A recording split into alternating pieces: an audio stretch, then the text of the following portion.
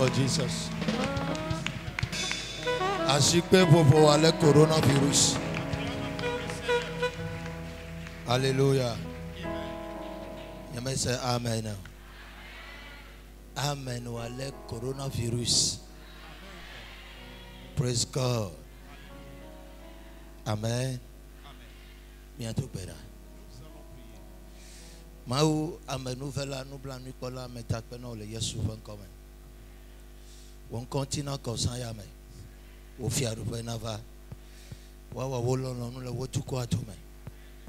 Metakpe gade mo be fa popo le fie san yame. Abraham, Isaac, Jacob ma we. Chom wonu se kaneji. We je takpe ya come klimicho.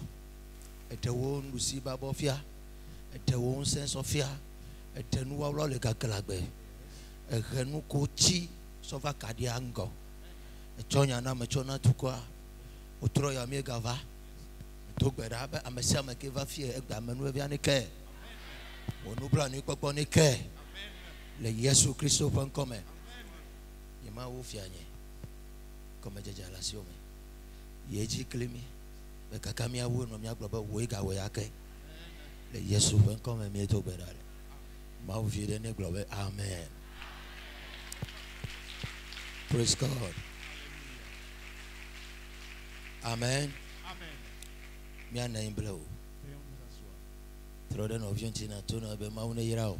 Tourne-toi vers ton prochain et dis-lui que Dieu te bénisse. Maune yirao. Que Dieu te bénisse. Metele blano maune yirao. Dis-lui que Dieu te bénisse. Praise God. Nous avions débuté la convention depuis hier. Et je suis certain que ceux qui ont plus les bienfaits de Dieu. Alléluia. Amen. Have mercy on me, Lord. Le thème de cette convention est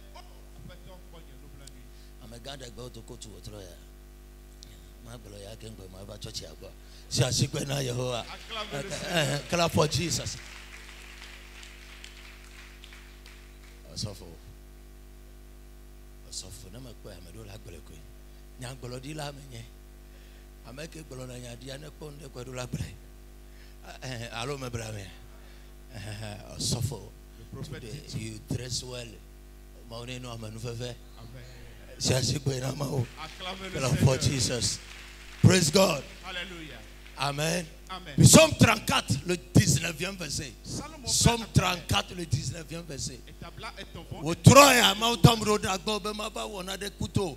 Amese amekedo la peda gbewo nti yo le de gahome la vidéa. Kakane posanga wo egbe. Ola da silenti le fuma. Amen. Pedon ko hia la nyigba ya dia. Yehowa tombe maba tono bena egbe. My God, Marcato Sopadia, Ebbe, Kakafira, Beneva, Honame Thomas Lavara Pomme. Toute aide dont tu as besoin dans cette vie, le Seigneur m'envoie vers toi ce soir pour te dire que jusqu'au vendredi, cette personne, partout où il est séquestré, il sera libéré pour toi. Amen. Amen. Le nom sera. Verset 19. L'Éternel est près de ceux qui ont le cœur brisé, et il sauve ceux qui ont l'esprit dans l'abattement. Praise God. Alléluia.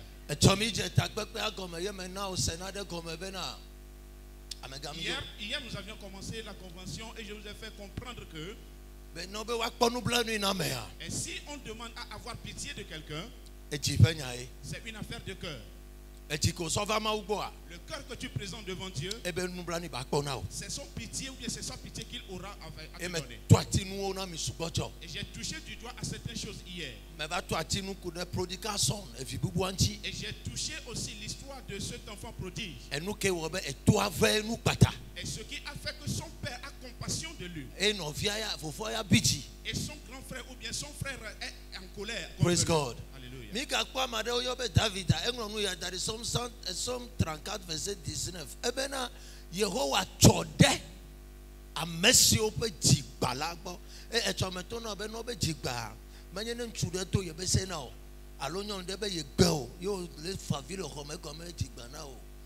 Praising the Lord. Quelqu'un qui a brisé son cœur à Dieu, la parole de Dieu nous dit que Dieu est plus proche de lui. Et ceci, ce n'est pas les questions sentimentales. Ou bien, ça suffit comme ça. Nous ne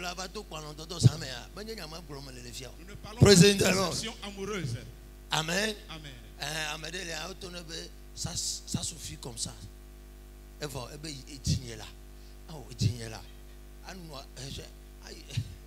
Nous ne sommes pas en train de parler des déceptions amoureuses.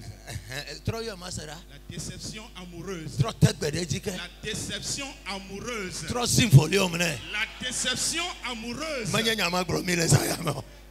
Praising the Lord. Alléluia. Mais ceux qui ont leur cœur brisé pour Dieu. Correct. Déception quoi? Déception amoureuse. Hey, pasteur.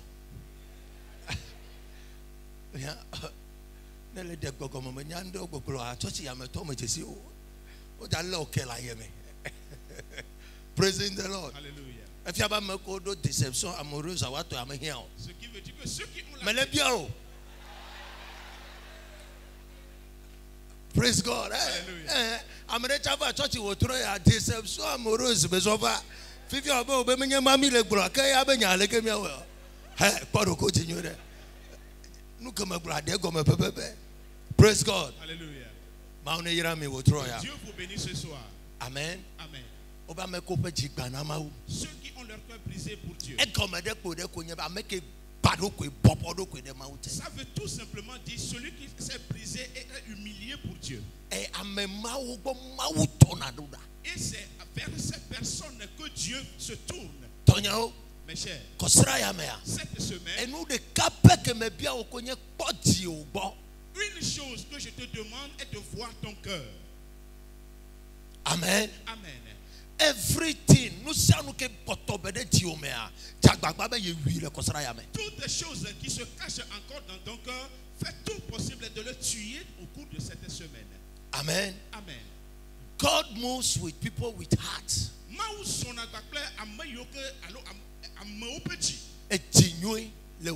Avec leur bon cœur. Ce n'est pas tout le monde. Amen. Amen. Et si ton cœur n'est pas bon, tu peux être dans la maison de Dieu.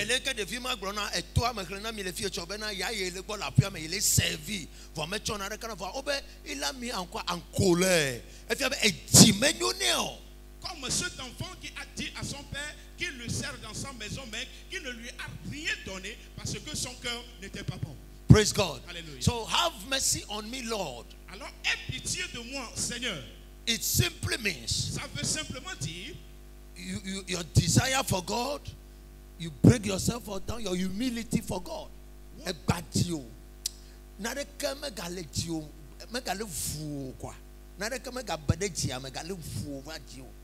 Tu as tout brisé dans ton cœur et il ne se cache rien qui puisse émerger vers toi. Elle avait me glono bena.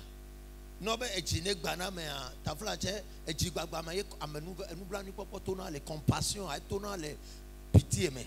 Amen. Car si nous parlons de briser le cœur, c'est à travers cela que la compassion sort. Ne ejigbagba me va wa nubla popo me va na o. Alors si devi a ejigba obe e trova do kweme. Amen. Ye be gboro ah ye jagode mauti tutugba enyake be gboro tutugba ma. Pourtant,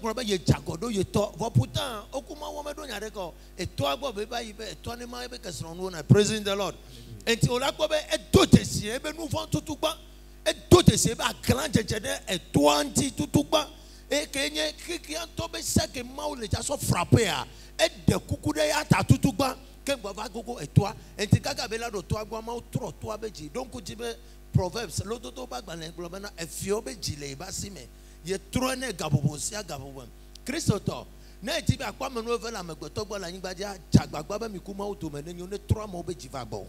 Chrétien, si tu veux avoir la grâce auprès de Dieu, fais tout possible d'être de bons termes avec les humains sur cette terre. Praise God. Alléluia. Fais tout possible d'avoir une bonne relation entre toi et Dieu. Afin que Dieu tourne le cœur des hommes vers toi. Parce que tout ce que tu peux faire sur cette terre, c'est les hommes qui doivent t'aider afin de l'accomplir. Praise God. C'est les hommes qui peuvent te secourir. Et c'est les hommes qui peuvent intervenir dans tes affaires. Et si leur cœur ne se tourne pas vers toi, tu ne pourras rien avoir. Praise the Lord. Alléluia. La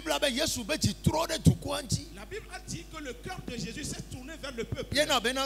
Raison pour laquelle il leur a donné à manger. Alors si son cœur n'était pas tourné vers eux, il n'y aura pas le manger. Praise the Lord. Alléluia. Ce soir, je suis venu pour faire quelque chose. Et cette mission que je veux faire, je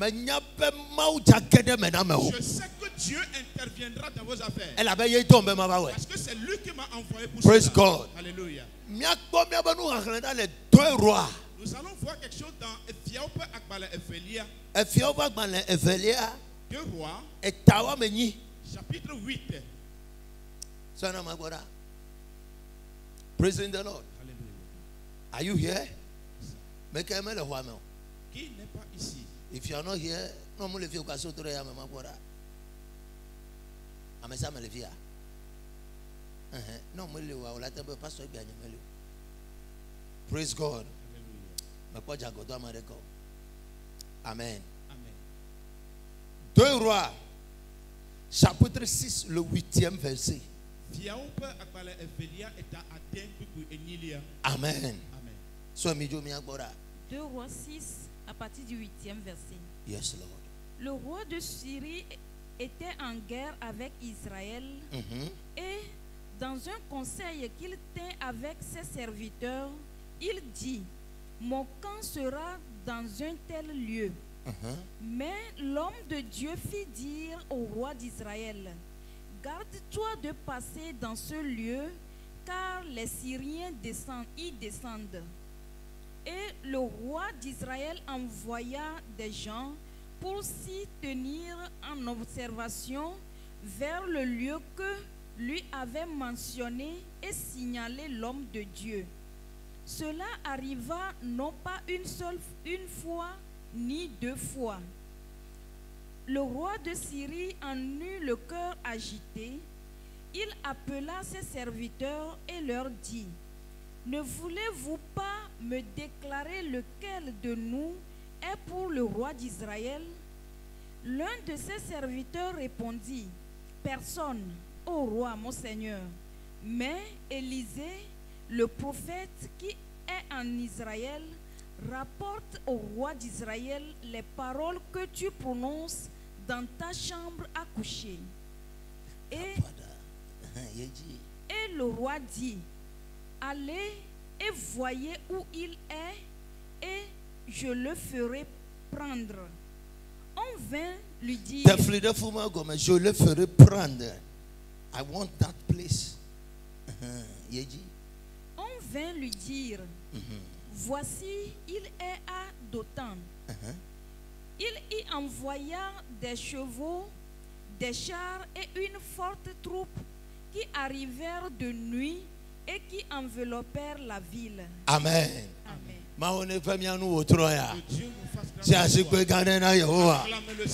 Praise the Lord. Hallelujah. La Bible dit: le roi de la Syrie est entré en guerre contre Israël. Et le combat qu'il a envoyé, il a vu qu'à chaque fois qu'il a un plan, le plan est échoué. Et les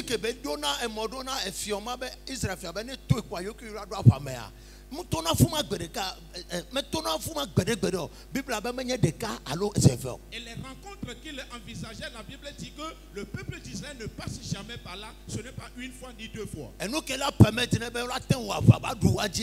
Et ce qui peut permettre à ce qu'il puisse vaincre le combat, il y a quelqu'un dans la vie du roi d'Israël.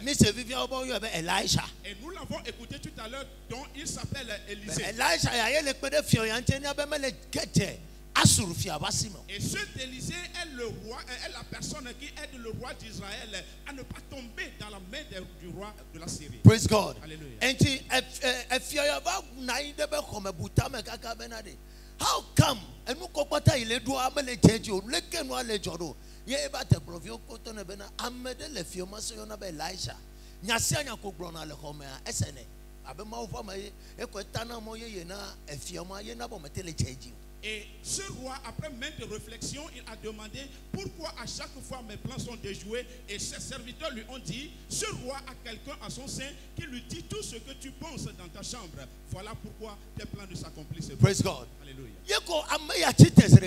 Et cet homme s'est levé aussi.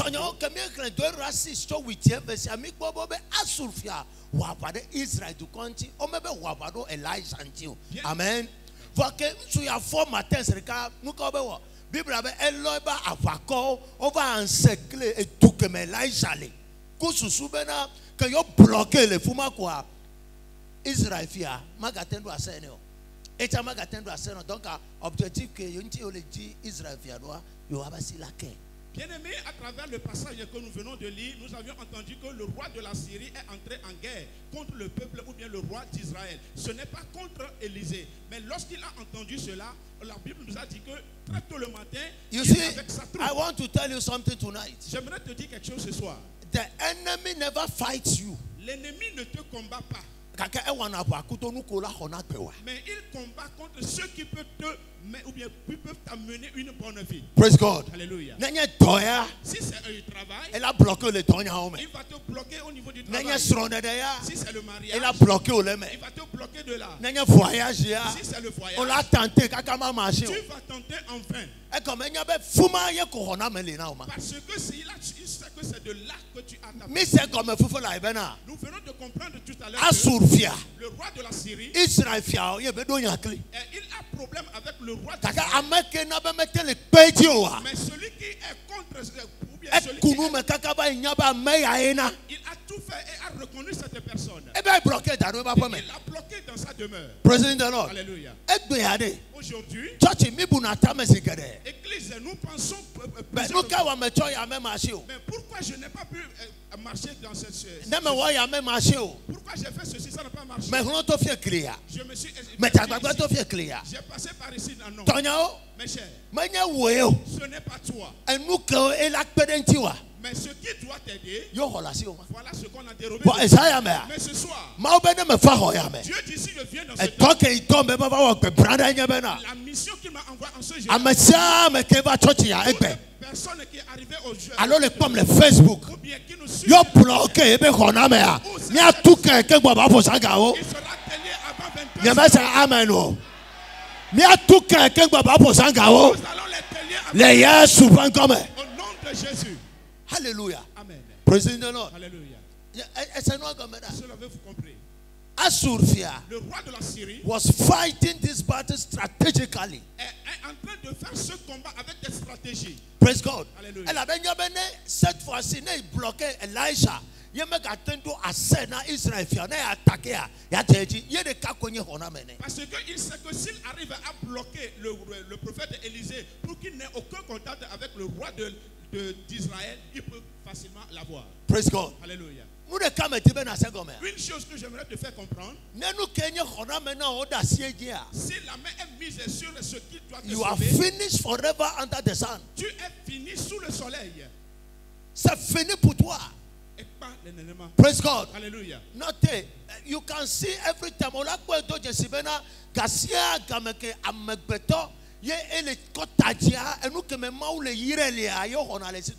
À chaque fois tu peux voir que dans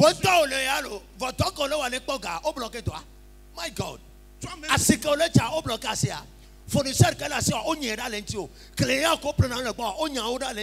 how can you become prosperous? And you like Baba for le yasia or like Baba for on let you find ya bon the care melejo. I'm a man couple nanula siota o me kura o lagbe. Yamasa amen.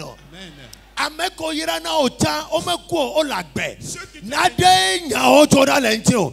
But I am standing here today. yes, Lord. By the power he has invested in me. I'm a share me ko nya da lentio a. Me tro yo gba go me san ya me. Nyamesa amen ola. Nous sommes en relation. Yo quoi ben ma gatenye no na yo a. Mais notre mo be for some people ati o troya. E me gbe nu ma ne tro kwa gba o me. I can't hear your amen somebody. Praise God. Hallelujah. Okbe nu ya. Ces choses, on le fait à chaque fois. Je vais te donner un autre exemple dans la Bible. 2 Rois 6. Dans ce 2 Rois chapitre 6, Israël Elisha Elisha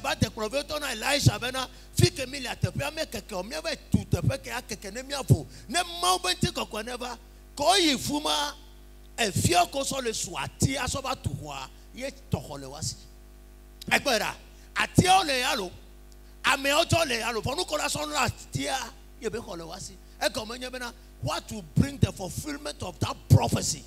Malatopadu Sipra. Nukela na be prophecy ala vaimea. Ye ko futo attaquer na. Isaiah me. Oh my God. Hey. Katule badakadia. Et nous qui ont bloqué. Et nous qui ont la to. Ye la gade testé me. Ye la gade mauvais prophétie la kawonti me. La gade mauvais promesse me. You bloqué da fide. I am standing here today. Where is the God of Elijah who answers by fire? Me took another town. I feel it go bloqué no mataria. Nye tuke sayame. Nyamesa madebe ameno. Nye tuke sayame. Praise God. Hallelujah. On confie le voici. On a pris les pioches d'eux. On confie le voici. La pioche sont arrêtées. Et fier qu'on soit le soitia. La pioche qui doit prendre beaucoup. Atia le fuma. L'arbre est là. Faut nous coller son lait. Mais la pioche. Et nous qui là na ola tiré dia. Ce qui va permettre l'élevation. Yo le voici. C'est ce qu'on a arraché. Wa ma pas ma trop wa ma de be fier vanessa ya me. Tu as ramené la pioche. Nyamesa amen ora. Ma trop wa ma de be fier vanessa ya me. Ramener la pioche. Non, ouais ça n'est pas mais non ça ya me. Si tu le crois que ça soit. Les Yesu ban comme. Au nom de Jésus. Praise God. Hallelujah. Je ne sais pas si vous comprenez. Look at this. Regardez ceci. La Bible m'a fait savoir que Jésus, descendant du mont des Oliviers, et il leur a dit, allez dans cette ville, et vous verrez une année cela. Amenez le mot. Et on l'a attaché là. Now, écoutez ceci. J'aimerais te clarifier quelque chose ce soir. Tu connais bien Jésus-Christ. De sa naissance jusqu'au jour où il est monté sur la naisse. J'aimerais te poser cette question. Où as-tu entendu qu'on a chanté Hosanna à Jésus-Christ? Il a fait de grands miracles. Mais on l'a insulté de ce point. Mais on l'a encore dit des choses. Mais le jour où il est monté sur la naisse, on a dit Hosanna. La Bible dit les femmes ont étalé leur pagne sur la terre. Mais la naisse qui doit permettre à ce qu'on chante Hosanna à Jésus était attachée quelque part. Matthieu 21, verset 9. Praise God. Alléluia. La naisse est attachée quelque part. Alors si la naisse n'était pas détachée, cette chanson de gloire n'allait jamais se retentir dans sa vie. Même Jésus-Christ, on a bloqué ce qui doit permettre aux ânes que cela retentisse. Ce soir, for some people que les torts pas même. Dans la maison paternelle. Et taquer le non pas même. Si vous dites que la femme est au taré même. Et c'est de côté de l'ouvrage. Mais de avec moi pour nous les douiller même. Mais tout pédale de temps ça même. Tout le carreau même. C'est le tout le bablate. Nyamese ameno. Mabe pero tono to gole bablate. Hona me tono to gole kahoame. Pero tono to gole kahoame. E kasia ka sobla hona me toa. E kamane chole Yesu pengame. I can't hear your amen somebody. Praise God. Hallelujah. Bible abe tetia. La Bible dit la naisse. Sur lequel Jésus devait monter, a été attaché avec ses fils. Et Jésus dit, si vous envoyez et quand vous demandez que le maître en a besoin. Le maître en a besoin. Ce qui devait glorifier le nom de Jésus a été bloqué.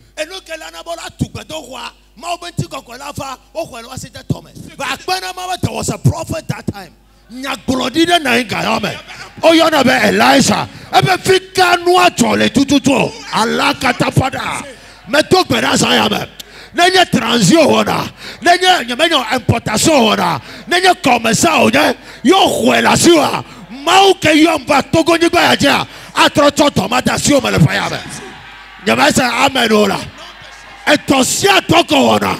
Yo kwera la siyo me. Yo koto te katame ya. Que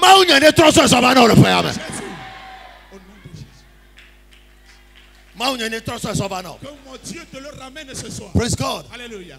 J'ai dit à l'un de mes enfants, que je te pose cette question. Le commerce que tu fais, ne vois-tu pas que d'autres personnes le font? Il y a des voitures qui viennent pour prendre les marchandises. Alors si ça ne se passe pas chez toi, you are having a problem. Alors il faut savoir que tu as un problème. Lève-toi et sois agité.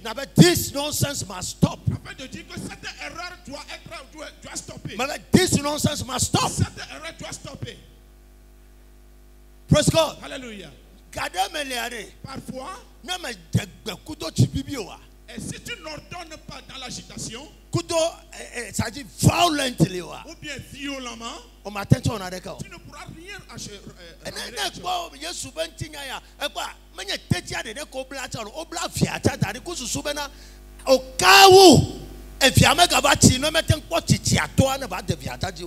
Oh my God. Avez-vous compris cela?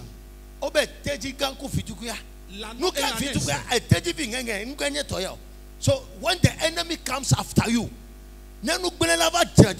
si l'ennemi te poursuit, il ne peut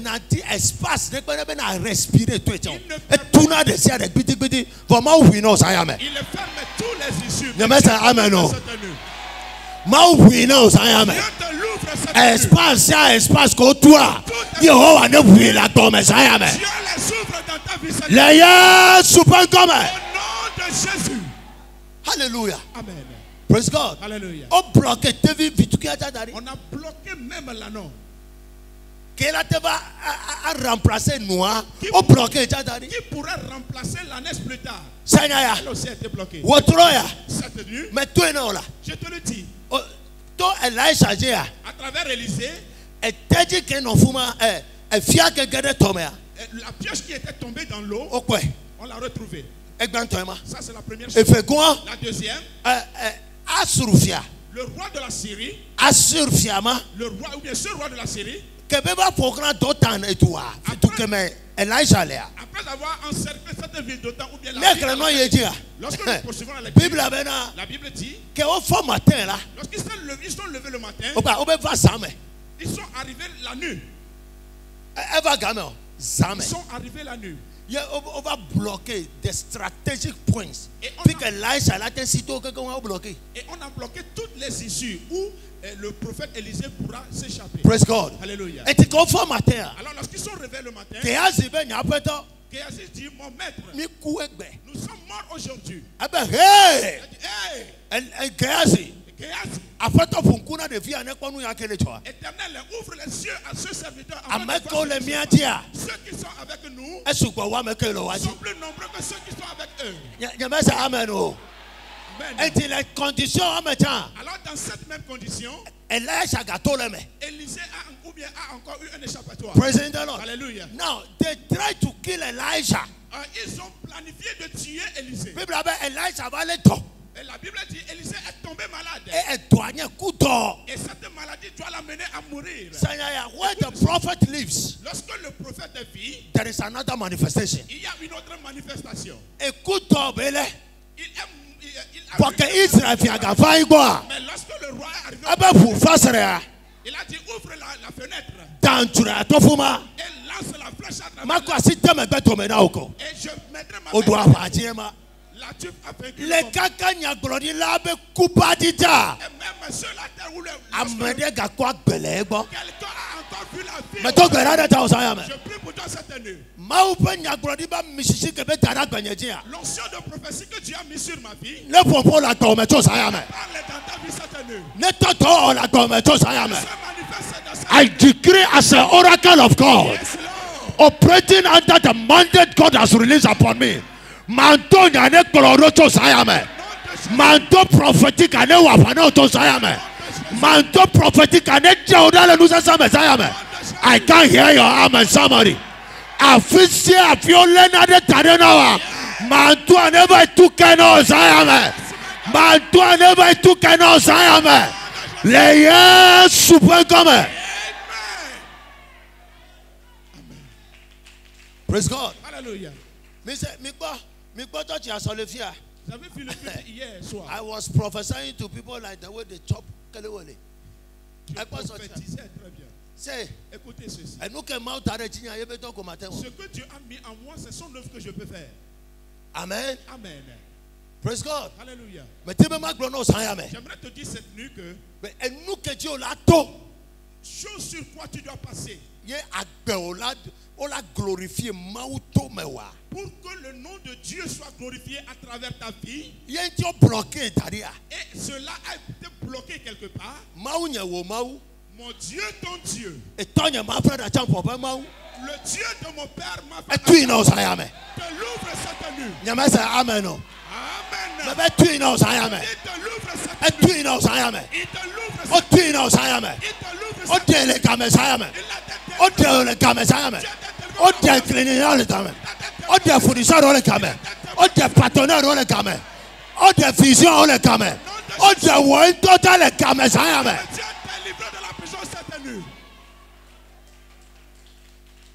Hallelujah. Amen. Praise God. Hallelujah. The Bible says, la Bible dit, Bartimée,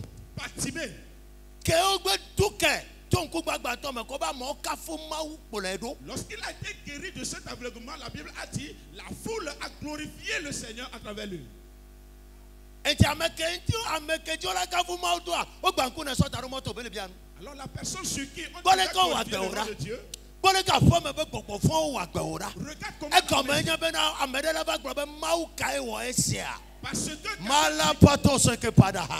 enough is enough. Yeah. Assez c'est assez. Maybe enough is enough. Assez c'est assez. À partir de cette nuit, I can't hear your amen, somebody. Amen. Je ne suis pas là pour flatter. Toi-même tu vois les preuves de la Bible. Je te dis que ça doit se passer. Ce qui doit montrer que mais impacté au coup grâce. Je t'impacte avec la grâce. Amen. Amen. Mais impacté au coup de faveur. Nous sommes tout la Béoméa. Nous trop oui, les Yesu ben comme. Nous la souffrons au nom de Jésus. Praise God. Hallelujah. As-tu compris quelque chose? Maintenant, prophétie à ton père d'État, il y a un temps confirmé prophétie. Un bon soir, soit de la cour de au trône, à l'autre dimanche, je me garde un coup. Quand ça, quand il y a un gars, il te refuse. Il est trop confiance des cas, trop de cas sont pris. Vous êtes. Et comme il va tout comme moi. Mais il vient me les piquer.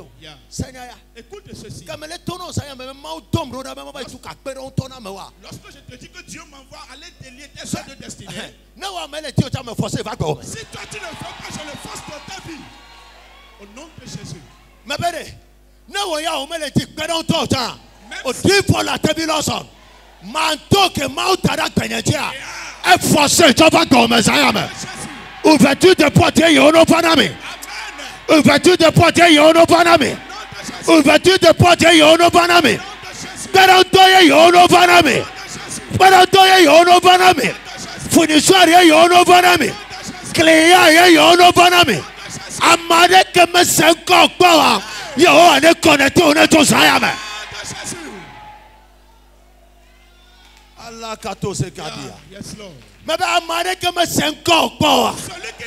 Mais on est connecté, on est tous à la Yo, on est connecté, on est tous à la Yehowa ne connecté on est tous ensemble. Yehowa ne connecté on est tous ensemble. Yehowa ne connecté on est tous ensemble. Le Yesu Christ peut comme. Praise God. Hallelujah. Quand cela de quand j'ai vu dire dans cette vie mi c'est ay school pas licence ay so darapon va la photocopie béton que me so diplôme à chati to manya fie be va ya me tok be da ta e be nko ko na izerika lundi a nyaga be go e be to me jelo ra bank après 7 ans ay school pas so diplôme da comme do va la photocopie les disalemoji banquier o ko diplôme à laisser quand cela be mi c'est le via Tonyo mes chers. Le temps est arrivé. You must be violent in the spirit. L'homme de Dieu l'a dit, tu dois être violent spirituellement. Alors, Pasteur Timothée, you must be violent in the spirit. Tu dois être violent spirituellement. Non, le far avec les mais détruire mes si tu as foi ici, il n'y a pas ça, amen. Mais me détruire mes amen. Manteau prophétique à n'est quoi que nous pensons, amen. Hallelujah. Seigneur, never allow that demon to use his weapons to destroy your future, to break you down, to put you into shame. Today, the mountain of your father. Katadi amberos. Tobe manto la ba forme. Ne yaba madene kuken gwana fo ira kusanya me. Ne sa amen ora. Ne yaba madene yanyi gba me na fo la isaya me. People are better. Ebe fwese me fia Isaiah kula. Me kopma upwenti kokwe. O naide fie Isaiah me. Uzia de naide jio. O naide fie Isaiah me. Diplôme le Uzia de basime. Anthropiste le Uzia de basime. Visiteur le Uzia de basime. Et vous savez après ça vient le Uzia de basime. Mais vous pouvez voir Isaiah me. Yes Lord. Praise God. Yes Lord. Praise God. Hallelujah. Naibla, considérez na me le don ko dimanche ve temo so me charaba de titrem. Tata vi que me me piquer ya e wo NC moya. Ya me na prophecy midi le hoya me. To bena de ta. Mas ye do anniversaire yi o papa mbe na ba to bena ametiti o la pia me. Grandmama de la pia me yo e bena wa pata ko ti la pia me wa ben ti kokwa yo kweku wa be school be nu pata ko for sami kuli le fie. Devia toi te fier les dit assez comme ça grâce à onction au défaut il doit y avoir licence les générations pas ta mais tu es toi te comme ça bon vivia amako pere yanti be ho be licence a o le yo te wa vi o lo gbo la po mo mete ho la ba manu be me kawa wo troya ce soir quoi e ma o yon be uncommon grace grâce que distinguer à me le premier amen. And if you are saying, what are you talking about? I try to know people. I'm Mississippi. Never out to go, Messiah. Oh, you must say, Amen.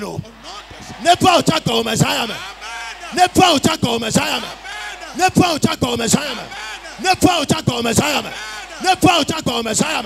Never out to go, Messiah. In the name of Jesus. Que l'onction te visite cette nuit. Praise God. Hallelujah. Uncommon grace. Ceux qui doivent t'aider pour que tu puisses avancer. Et on a détruit vos relations. Nous allons les relier ce soir. Nous allons relier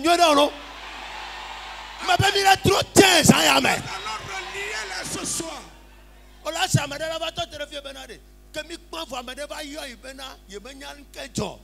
Vraiment, je suis désolé.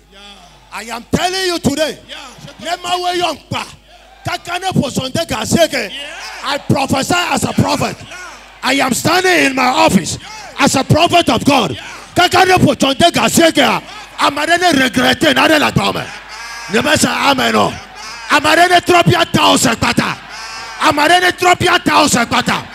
If I be an oracle, I am in my office as a prophet. Me took the other town. I'm medela gatropia ma water seller. I'm medela gabia to of ma tasela. Quelqu'un demandera d'après ton lieu de travail. I'm medela gobernare. Quelqu'un dira. Et on a détruit la relation que mais je te donnerai encore du travail à faire. Veuillez vous asseoir. Praise God. Alléluia. I am telling you. Je vous le dis. Mais chers, si nous ne levons pas pour ces affaires, j'ai prié, Dieu m'a dit, I release everything within your powers. je t'ai donné toutes choses.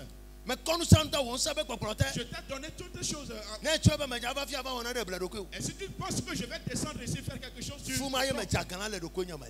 là où je suis. Que les choses que Dieu me montre, où sont-elles? Et alors que certains sont assis sur ces choses, ils l'ont bloqué. Je remercie Dieu. Car je les tire un après un. Praise God. Alléluia. Parfois, you see grace. Et là où la grâce est auprès de toi, et avant que tu ne saches, tu l'as loupé déjà. Et là, tu vas commencer par réfléchir. Qu'est-ce qui s'est passé au juste? Jusqu'à ce que tu ne saches. On t'a retiré ou bien on t'a amené loin de cette grâce déjà. Be careful. Faites attention. Priez sans à partir de cette nuit. Je vais te donner une grande requête éternelle. Partout où les bonheurs viennent, et les forces viennent, que le sang les détruise dans ma vie. Praise God. Alléluia.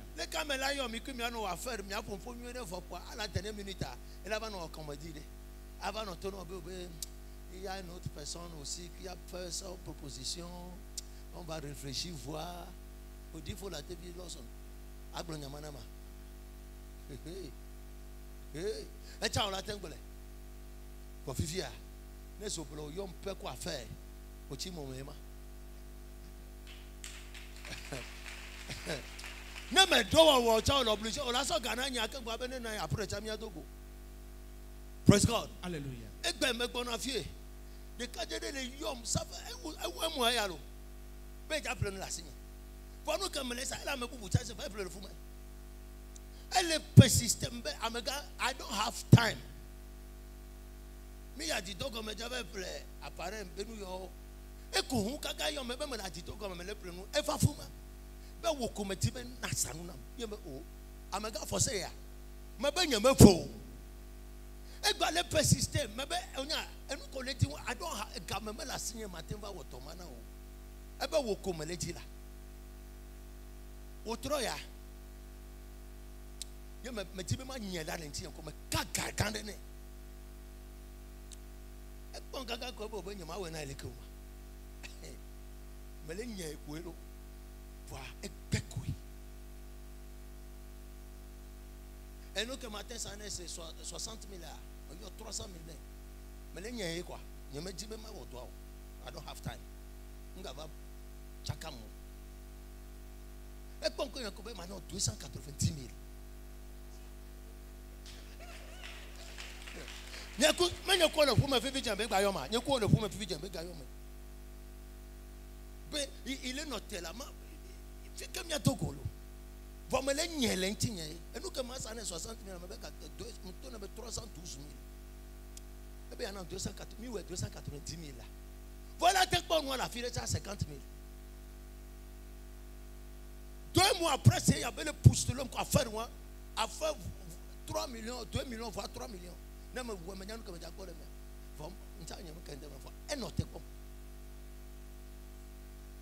You see, when you are violent in the spirit, si vous êtes spirituellement violent, si Dieu on est protégé le territoire. Nous savons que la com est au droit, mais that's c'est now. Au nom de Jésus. Au nom de Jésus. Je me dis amen. Mais ben nous si à nous que les plans dit l'un quelqu'un mais toi si tu venais quoi mais papa pour que cela s'accomplisse mais toi si tu venais quoi mais papa j'aime la même mise sur cela pour que cela s'accomplisse. You will never miss it again. Vous n'allez plus le rater. You will never miss it again. Vous ne le raterez plus. Affliction shall not rise the second time. L'affliction ne va plus se lever une seconde fois. Praise God. Hallelujah. Ce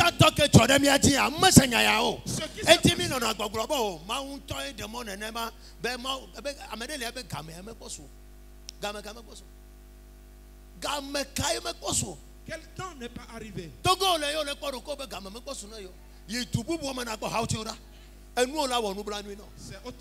the Lord.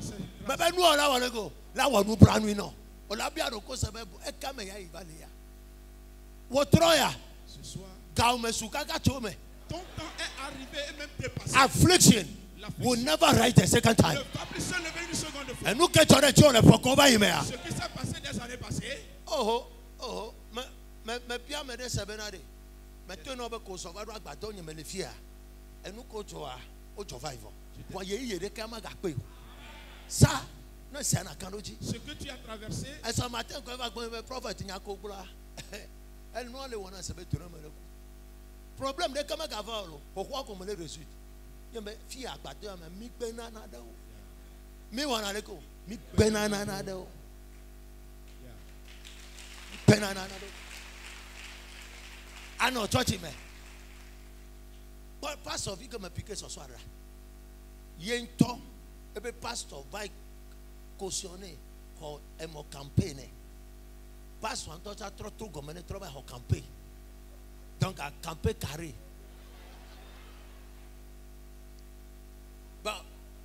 Bah bien y benare, les Kenyans nous là. Ma homo camper na fini. Y a un temps ma va au camper. Viviane mi le moi mais ne passer à toi tu as coup fille mi no passer à. C'est erreur quand même. Toi faut n'a pas mettre le chaîne moi mais. Je suis sorti de cette cette nuit. Et toi fais me jawo. Je vais faire deux et toi bantonya ba mekenya pere on le kahoma mi atuke. La première. Et velia nya bere. Et bien wo kena do fiere konkunya mesaya me am. Amade be gbogbo fun de we agame. E la ba onya pere on na ya.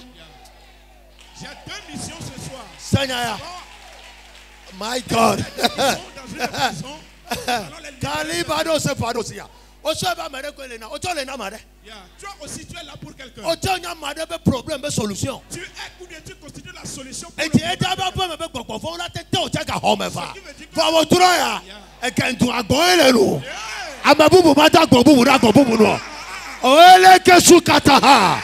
O la to le wa mesaya me. Nyama sa amenora. Mebo la to le wa mesaya me. O la to le wa mesaya me. O ma kwa mabubu be kokuti na ka ojo. Yo la ho ya to le fuma. Praise the Lord. Hallelujah. C'est à Sigbera yo ana na ebro. Acclame le Seigneur et vive ce soir. Praise God. Hallelujah. Amadele hoya me are. Il y a quelqu'un dans ce temps. Et tanya madebe problème be solution. Il constitue la solution. Ye ti bloqué et tari. For enya keme ti ma toronya be na. O bloqué o me bloqué o ta to le fuma saya me. Ce que je veux dire est que tu sois bloqué ou pas. O ta to le fuma saya me. Tu délivré ce soir. Eh. O so ba mare ko le na o to le na mare.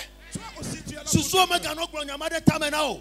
Never think me ga bugere tata. Me ga bube nyekwela na na o. O to la na na nye tato. Never think so. Ne pense pas. Praise the Lord. Hallelujah. Gade me va me tona me rebere. O so be nyekwela na nya. Pray to God. You will also be a helper. What a pere to nya na mare. Devi make David va do le moji bele kumoji ara merenya be me wala te sauver Israël du kobli boa. Pourquoi ba gbera? Amare ko abandonné, il va sauver ma ou fait tout quoi? Oya Amérique m'a abandonné au temps. Bon, vous le tout pour nous. Vous na c'est ça. Vous êtes trop d'âme.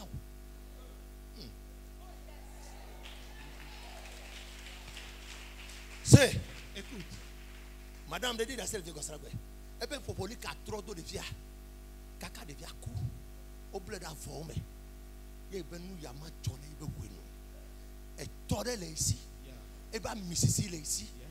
Au plat de viado et noabol le avant vous mais quoi dans la vie pour java quoi dit au bel que popoli ka bla doué mais nyama correct il va quoi mi que ko la gbadon ya me va so ka de vianti il tok bera de via ko tafa alors même fi beto te gloro OK popoli ka bla do de via wi ya pour que nous te popoli kajia.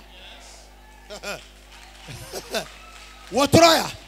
Nous vous pourrez la tête. Nyamasa amen aolo. Nous vous pourrez la tête ça amen. Et nous vous pourrez la tête ça amen. Oh, devient un caméra. Faut que nous de tchaoukou kajia. Et tafa les caméras. Ota tafa les caméras ça amen. Nyamasa amen o. Maybe you cry like a baby tonight. Hey. Anointing will rest upon you. The Spirit of God will work for you. Et toi, ne peux pas tout camal Dieu ça amen. Ne me ça amen non. Mais toi, ne peux pas tout caler Dieu ça amen. Naiblo, Bereka, Bagwamatonia. Elle est tout grave. The God of my father, Archbishop, my friend, don't talk about your tower. I'm Mrs. Bobo. Maybe I can send the car to my papa. Last time I heard you praying, you were calling the anointing of Archbishop. I said the archdemons. I bet demon Archbishop Wole Fuma. Keitoko, I bet Archbishop. I bet Mrs. Ane Fuma. Ya Bishop Ye. Sanya, Botroya. Now Mrs. Matenkoa. Si mon onction ne peut pas le supporter, et toi de la signe. J'ai un père. Toi de la signe. J'ai un grand-père. Nyamasa amen aolo. Et toi ne pas Mississippi amen ema. L'onction de mon père. Amen wa toi ne pas Mississippi ema. Et toi ne pas Mississippi ema. Ne wa toi la tombe toi ça amen. Et toi ne pas maune tono le nyaome. Et toi, tu ne peux pas le tonneau, les gars. Mais invoquer en soi de la tombe. Allah, pas on te croit, quoi. Nada la to la pomme, ça y Nada la to la tombe, ça y The father of this house, the bishop of this house, Waba Mrs. la tape la tombe. Praise God. Hallelujah. On a tout le Messiah. Tu seras libéré cette nuit. Praise God. Hallelujah. And Mrs. Kotemilia, they are very dangerous. Ils sont très, très, très dangereux. Very dangerous. Très, très dangereux. Also, Naiblo, also, non, mais tu te sais, mais yes, I see que ton homme va commander tout. Pensez-vous que si tu ne te lèves pas ce soir et acclamer le Seigneur et prier en disant que les chaînes soient déliées, l'ennemi détruit toujours les aides destinées. Si Dieu que me fois matin, il y a un message à Darren Kounya, this is what you are doing tonight. Il y a un papa, il y a un il y a un choix, non. Maintenant, ben, il y a un wababaji, wabiti, trop à gagner.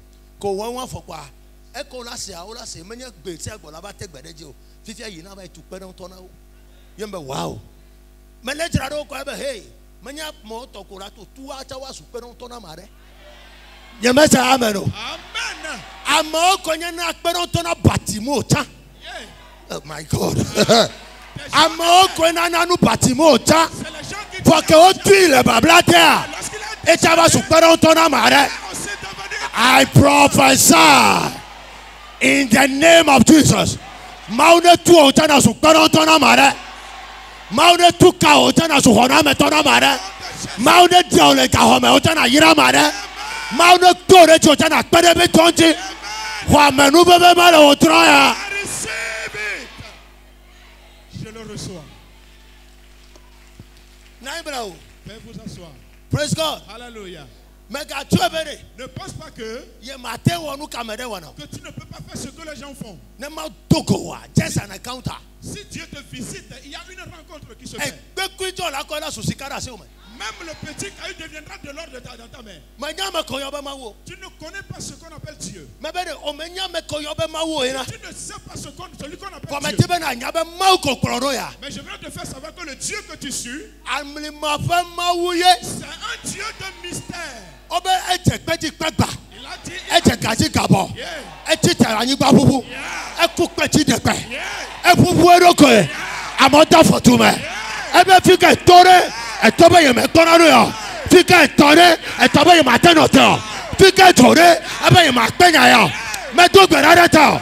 Les gars de Québec, on a joué les ayamés coco.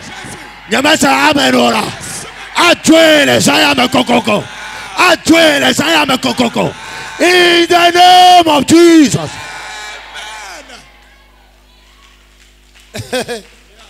Onya. Savez-vous quoi? Le Dieu que tu suis, c'est l'acte de quelqu'un que tu as fait que tu as pensé qu'il a des limitations. C'est ce que tu as écouté qui a fait que tu ne sais pas comment la personne est au juste.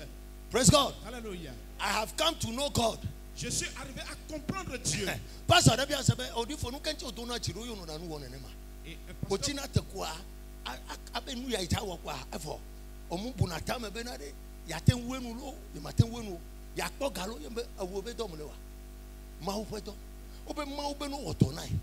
say, faith without work is useless. La foi sans le travail est inutile. Say, écoute, si Dieu t'appelle et tu crois vraiment en cela, tu sais que c'est Dieu qui t'a appelé.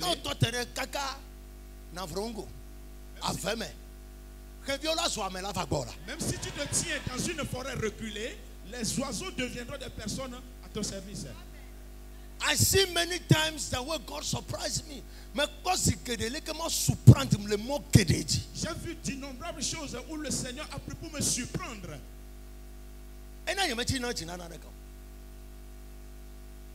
Praise God.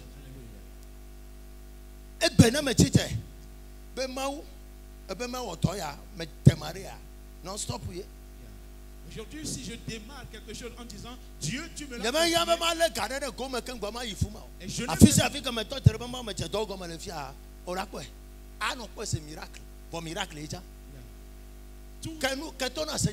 écoute ceci ce soir. Change your mentality from today. Change ta mentalité à partir de ce soir. Car tu verras que tu es aussi quelqu'un qui peut sauver d'autres personnes. Tu verras que tu es quelqu'un qui doit changer la vie de d'autres personnes. Tu verras que la destinée que tu as, c'est de réaliser des choses pour autrui. Never limit your vision. Ne limite jamais ta vision. Never limit God. Ne limite jamais Dieu. Mais quand c'est bien, oh, il y a notre Susuma que le temps n'a pas le secours au via. Cet esprit de petitesse que tu as toujours. Mais toi, non, je te l'ai dit. Je n'ai jamais su que je peux construire un temple. Lorsque j'ai commencé l'église, j'ai demandé à ce qu'on mette une petite tente. C'était là ma vision.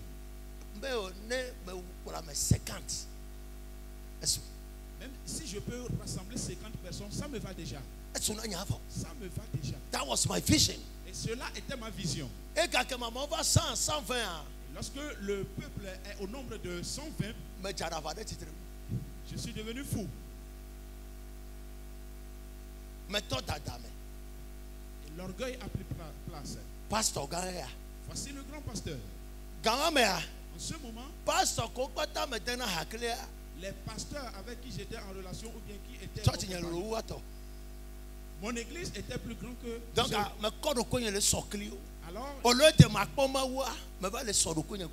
je me comparais à eux au lieu de regarder vers Dieu. À partir de cette refuse certaines compagnies dans ta vie. À partir de cette nuit, juste à la tout fin passe dans la gomme pour toujours. Ferme certaines pages de ta vie pour toujours.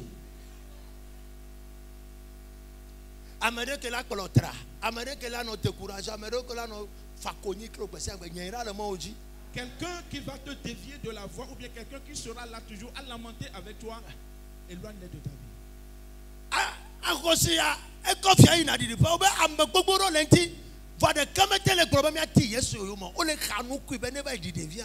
When Jesus appeared, qui t'a appris cela?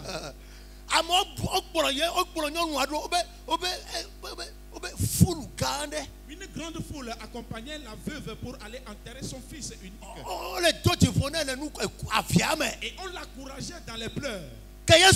Lorsque Jésus a parlé, il a dit, hey, il vous a dit qu'on enterre les petits ainsi. Et la Bible dit, sur les portails de la ville.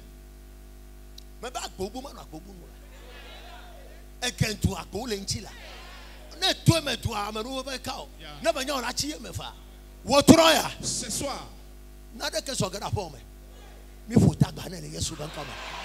les plions bagages et soutenus. C'est. Écoute. Open yourself. Si tu viens dans ce temple,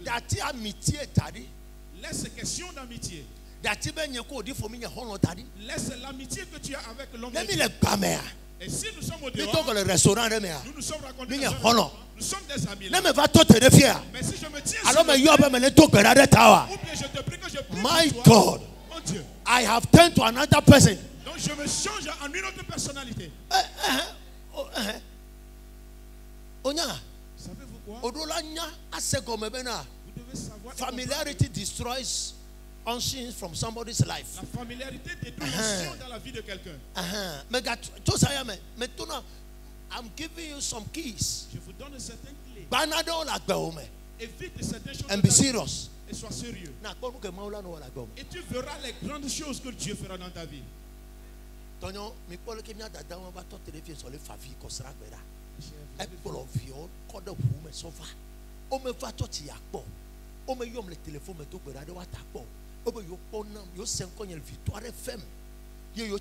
Facebook. Il est désespéré 8 ans. Il a touché. Il va tout celui. Il va dire, faut nous y aller bon. Pour il est tout bon. Il matin 9 au moins il y a une offrande, il y a une dîme. Puis qu'il y a on la voix. Il me dit qu'il touché. Parce qu'il nous a pas mais. Il s'est dit waouh. Maou balé amoji le tuyame. Il est colombo le Facebook. Il est marqué au Colombia. You see, that's it. Il y a nous que marqué meya. Mais va dire d'asia le nous me quoi. Et via que va me miracle à jolia. Et pour le état d'asiva. Que ben y tono bena. Après que y toi mania que son non. Pour moi pas me coller pour le Facebook dia. Il y a héritage que y blend ari now. Puis be le kosara. I am confused. Non, mais faut gagner le bureau. Mais chaka de chitra no la ba amero me jesi o me popo. Pour le ton avion la femme bena héritage que les blend ari now. Et y ma o femme ya. Quelle confiance. How does he fall in love with me? Leke be kede amour me krim de nema. Leke be ten lo misisia be nya nema. Leke be ho ministère d'atem nema. Et me fa fie chakbo, e be première fois que me va fie nyen ko da se didi so va fie. E comme nyen be maou na ndo fie. Tanyao? Wo troya. Ce soir, e kade chola fide. Une chambre est payée quelque part.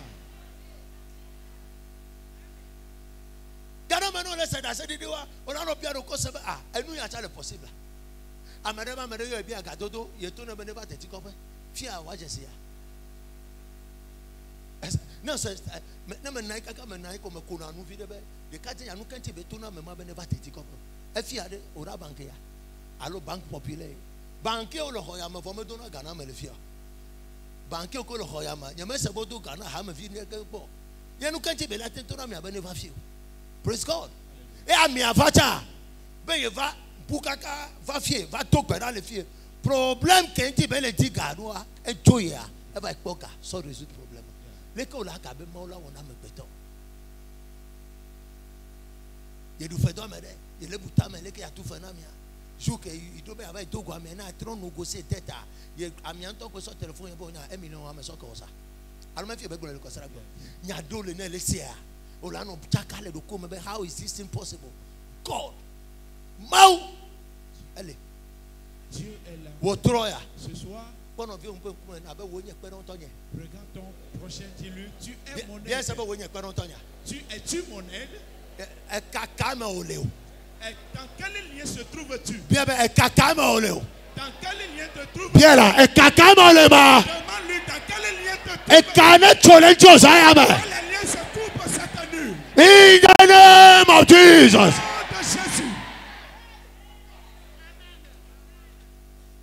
Hallelujah. Dis-lui Dans quel lien te trouves-tu? Dans quel lien te trouves-tu? Que le lien se coupe cette nuit. Que le lien se coupe cette nuit. Que le lien se coupe cette nuit. Que le lien se coupe cette nuit. Que le lien se coupe cette nuit. Que le lien se coupe cette nuit. Les yeux soupent comme. Au nom de Jésus. Praise God. Alléluia. Alléluia. Amen. On s'en va. N'est-ce pas? Somebody must be there for you. Quelqu'un doit être là pour toi et non d'attendre à ce que Dieu descende sur cette terre. Tu dois être là. Et toi aussi tu es là pour quelqu'un d'autre. Toi aussi tu constitues le canal pour la percée de quelqu'un. Tu constitues le canal pour la richesse de quelqu'un. Tu constitues le canal pour la restauration d'une autre personne. À partir de ce soir, je prie pour toi. L'onction qui change ou qui métamorphose ta vie. L'onction qui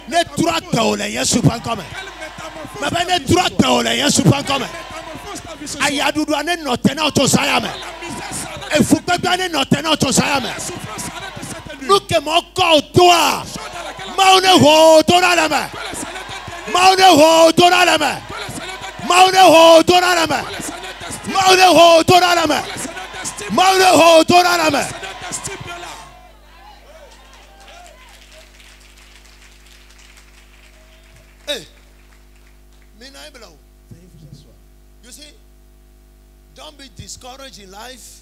Maybe a family we are going that mele chonamo leke ma yido ma attaquer ma okuto sujet a eti o negbe nyoko are oga. Ne soyez pas découragés. Est seulement un bon cœur. Stop that your life. Arrête. Be focused. I follow my friend. I jump up with full heart. Sur la personne avec the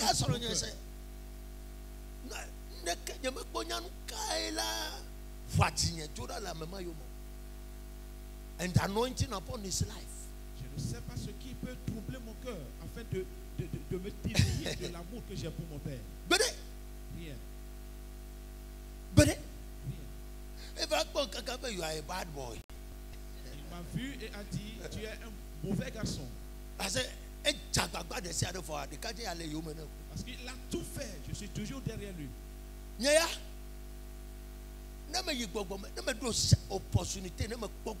Face à face.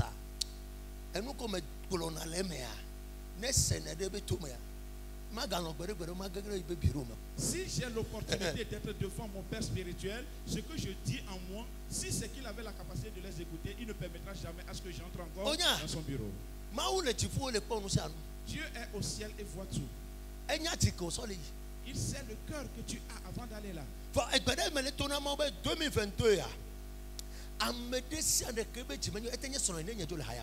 Mais I don't want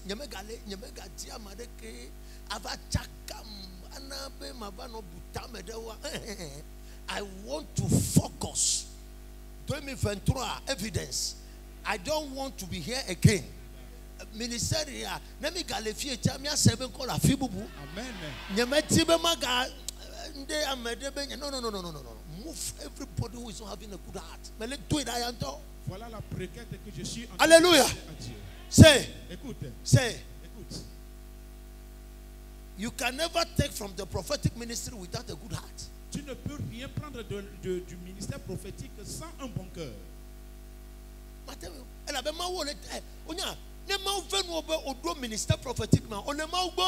Si tu oh my God, de faire partie de ce ministère, c'est tu es auprès de Dieu. 1 Samuel chapitre 10. Samuel peut Bible avait Saul, la Bible a dit que l'âne de Saül est perdu. Il a dit, mais il y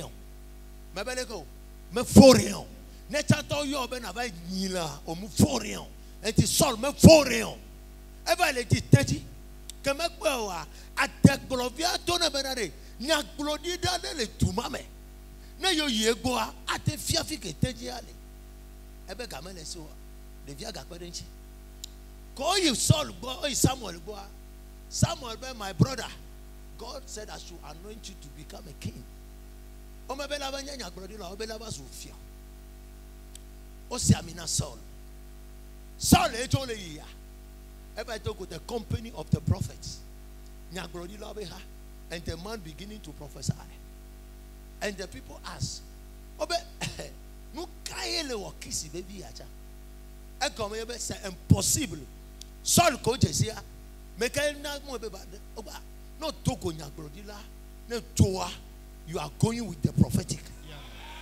Si tu rencontres un prophète et en partant tu vas avec l'ancien. Saul va le glonyadi.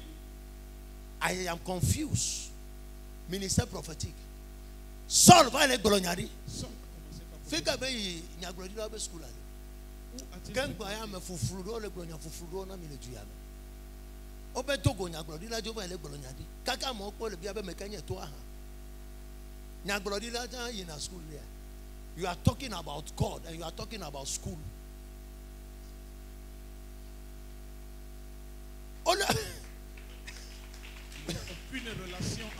We are talking prophecy. Minister Gamawana school of Yanamilia. I told my pika more of a school here. That is God. Mauva Magbatoboema. I better be a school Kabayima. Oh, in a school so blown. I'm a Mako and Anumati. I never see those. Minister prophétique en soi, mais il n'y a pas crime. On a dit le classe 1, aïe de 6e, aïe terminal, ado master.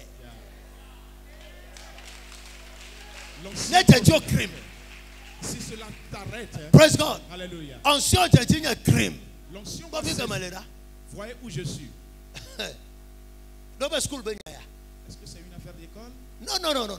Et tu n'as pas d'opportunité, tu as 5 mois. Alors si tu as l'opportunité elle avait maou go vraiment ministère prophétique à maou ya me pass au school yo God elle a tourné au jakucho elle a tourné même agana wa pe amema go va so ministère prophétique c'est Dieu ya on la titre de mianti nous on peut se lever contre nous every genuine prophet people have mau de Israel mau pe tukwa e de to nyaglodi laji de benanya glodi la ko wata ma bi osalo Saul kejo le gbe me ko va su nyaglodi la te to na se amo so le ina ma wo po Saul so ne nyaglodi la be fi o me pe na fo me prophétiser na Messiah me je prophétise les fils des prophètes amono tono tame ba se me cho Messiah me les gens mettent des choses à votre disposition pendant cette nuit nyame say amen ahora amen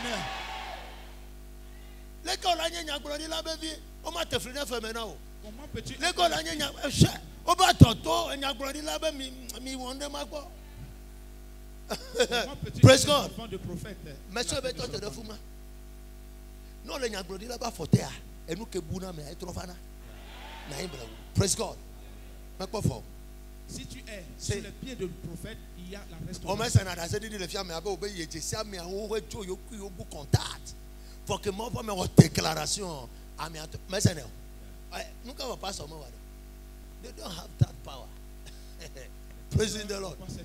If you go on, but I go gasanya ya. Nyame ti tere pastor nti wato wa wana wato. Akafi ka miami no na ejiji nto. Praise God. If you go on, deuxième chose, Saul bati David yo. Saül a persécuté David. Now senya ya. Ke beti David yo me. Bible be David si va be do Saul go le na yo telegrama. Saul to am obo no ba leva. Saul jo klento. Ameke do ofia, amesi ba be do obo no ba leva. Enyi ma wo bo no ma. Ento amedo da fuma. Joka wa mekwade, ye ma le temdale na Saul. Be we are you are crossing the territory. A prophet who bless you, you can never fight him. But don't know if you don't know, but you are a joker. Nele fwa te gba enye ko do fuma. Ewe ya me to gbara ta obe nye pastor. Ola be ti sere ni nyanchi. Eh. Ma tout il faut nous n'en est quoi. Et nous que me couche en couvert, mais vous l'avez mis dans ma garde. Ça suffit, mais ma coco manteau, c'est fini. Praise God. Ça suffit, mais da signe dans les benyame. Mais dans la signe, il y a vraiment. Saul, les tout filles comme là tout. Toi, mon bon obéi, David va. Et il faut moi, c'est crime. Et nous, on a Saul de Kadi Bejoro. Et nous, qui sommes les Blondiana, à me pour qu'on y soit d'Abadaba, et de Hotila à la Ligino, et de Onuno, au Donia Brodila, territoire, j'ai au Botonia Bobolodi. Allons, mais la Bible, on me dit. Saul, bon, à Bounebé, à Carole, le Bromaba, mon val, le Bronyadima, il y a un temps pour quelqu'un to appeler. Et quand nous causons un malo, n'a me bêti va le voir. Et nous on allait que ben nous qu'un boy fable. Et tant qu'on a bébé, il y a un allé pour le voir, mais qu'un boy, mais doit former qu'un boy Bronyado, la bête, à vous que me belle, ça va nos bœufs, quelqu'un va Andrea, à vous m'en couper nos Bronyadi. Eh ben, obey, mon le Bronyadi, on les nuit. À ma boubono guy, what on you know? If you had ever dit Gafu Groto, il y a une tête, tu dis, on va y aller. People have met Bordeaux et moi, mes mamas.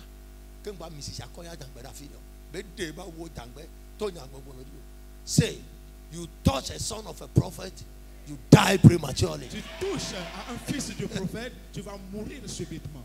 You die prematurely. Tu vas mourir subitement. Son, Samuel, quelqu'un va te nommer mort au feu de la Sion. Est-ce que Maudon son Samuel est de est-ce que Maudon de Maudon mais n'y a pas d'angle de fuma. Mais Maudon va tourner Samuel, Bena, ne va tourner Sol Begbea, il faut faire le palais ici. Seigneur, pour l'homme de à Messie, à Mekemo, Tibia Dangena, le Bible, à Meto Benya Glorilla, et Danang et Ananya Glorilla. Yo on est dit que Esaïe chapitre 37, 38 Bible avec Ézéchias les coups de doigt Maudon Esaïe a bien été tourné au Jaco. Nous quand il y a que Maudon a fait du point les Saul Samuel et Saul sia au même moment Dario Saul prophète elle avait pas de cas avec gros et comme elle tata et betia elle vous akba ebe gba ma o fe rupo la si o e kwa ma de ke nyu wu ya ameke ma o be nyu wu mi a ye be to no be ne yi de Jesse ba fa me de ba si amina mo e kwa ke be Saul was confused and abeke be kpo Jesse be fio kudo sola e kwa ba me ya o mask wi vi de e la be soldier out no amen e so mi ayi mo be manya me o ma ga trophy onu de sa e be America koto o be o amede la fo ya me o nle chabele a Mississippi va écouter les pays à me va. Quoi de ti crime. N'a que bloqué tout corps pata n'keke blanéa. Eh ben mouy voani. N'a que bloqué Samuel tiens. Samuel toi mais quand Félix toi Goliath toi te dafuma. He was there. Yeah. Sometimes the prophet will be poor, you will be blessed. Parfois le prophète doit être pauvre. Samuel est notre toi mais va Félix toi bloqué toi. Va que même quoi me dit David dit David il va de Samuel tiens Saul tiens. Votre ya mais t'as quoi me dit mareti. Je vais rendre le cœur. My God. Yeah.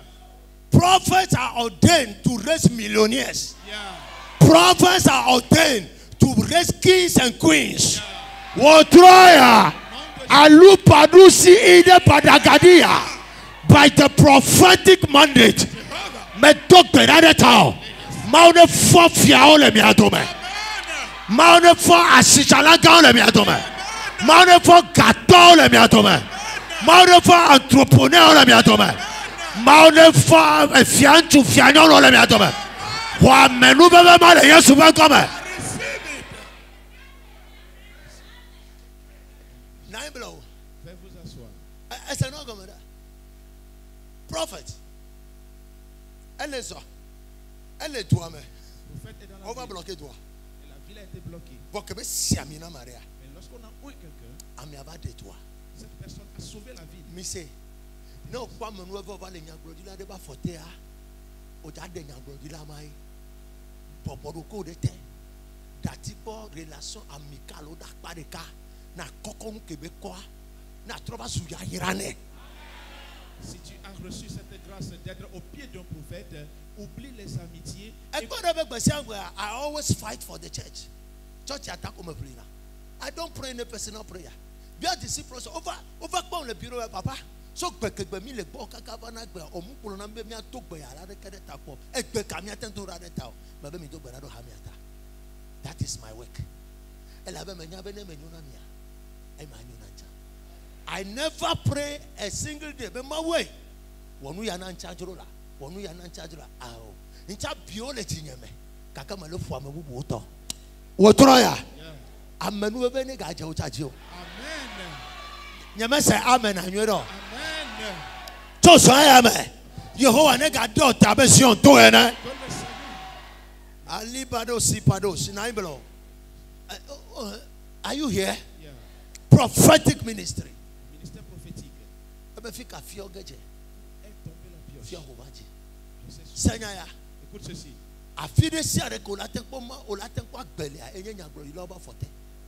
Un seul lieu où tu peux trouver la vie, c'est sous les pieds d'un prophète. Saya mena me ga gede ministère prophétique me. Amona ga favile hoya.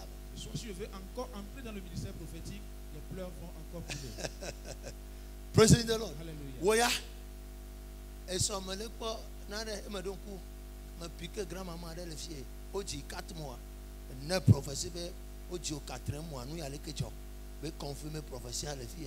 Et tu as mis le casse me de nyamato va be prophète. Ye me nya le ke mauzana woya o. Mama o to le ne prophétie.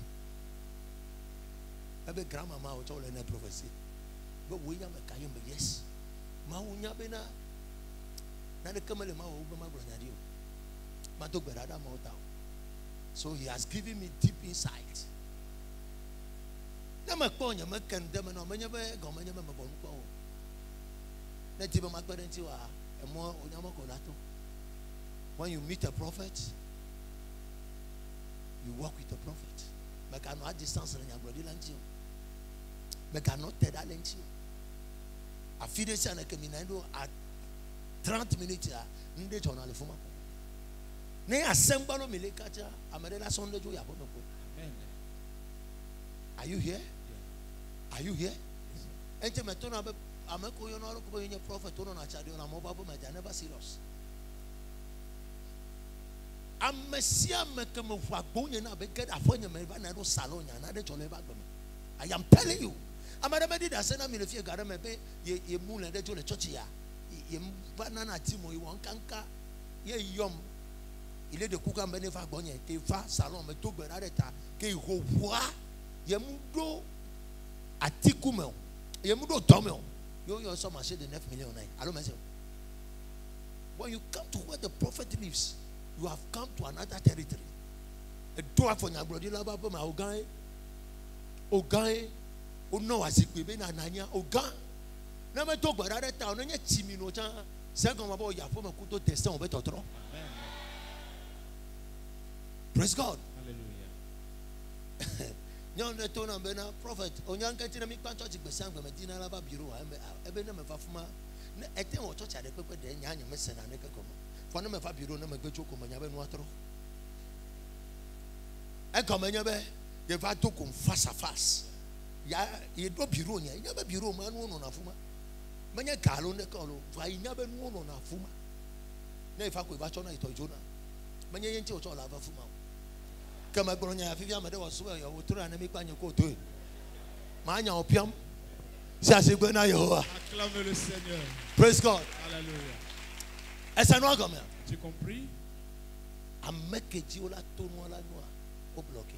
Celui sur qui on doit passer pour que la chose soit Tabita a été bloquée.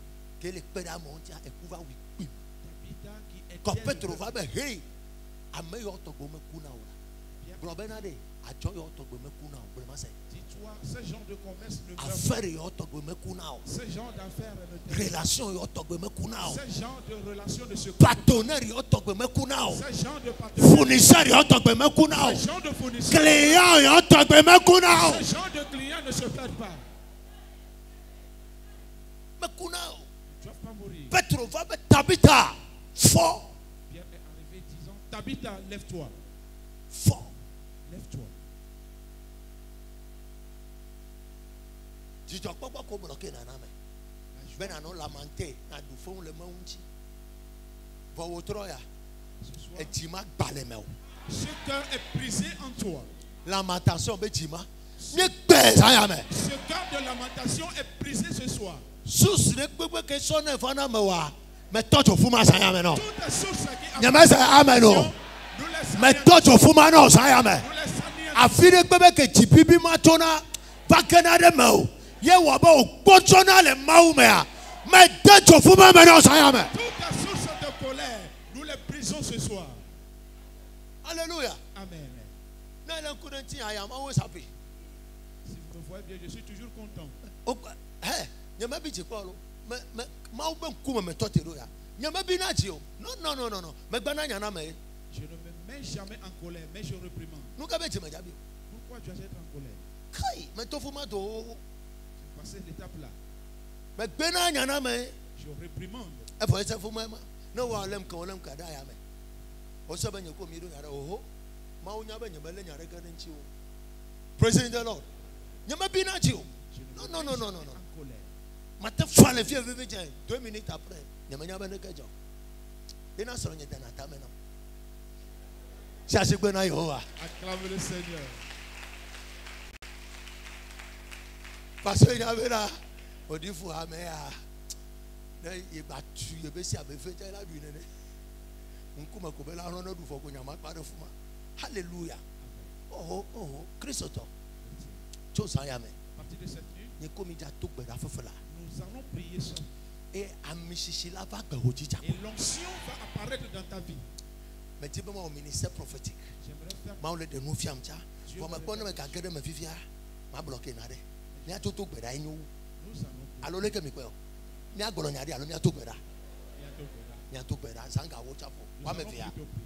Nous Osofo Timothée. Ebe me via rien. Si asegwe na. Osofo titi abe wa me via rien. Osofo titi abe wa me via rien. Nya togbera, nya gbolonya jadi. Eh! Me togbera de ta osaya me. Mawu nyene de do kwefia o. Le wo kanya o melele ti enyi ni aya me. This 8 months by the prophetic unction, I pray for your liberty in finances. I pray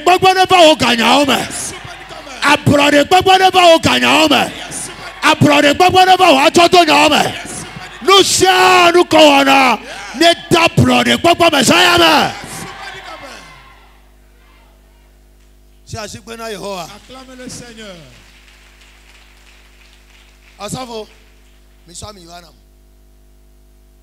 Bring me oil. Amical if you voir. Misami for some bureau in Jivanam. I mean to borrow the farm to recover them. Nyako, Nyako, if she no more. Yasofu now. Praise God. Mita to better.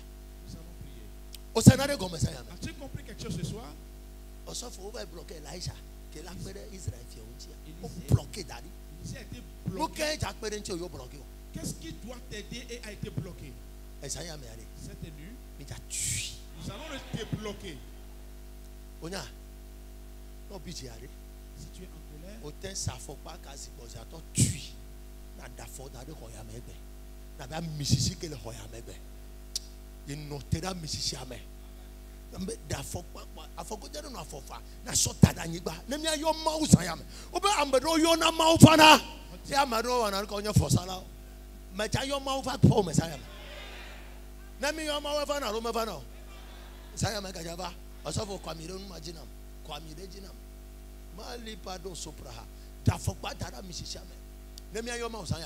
allons invoquer Dieu.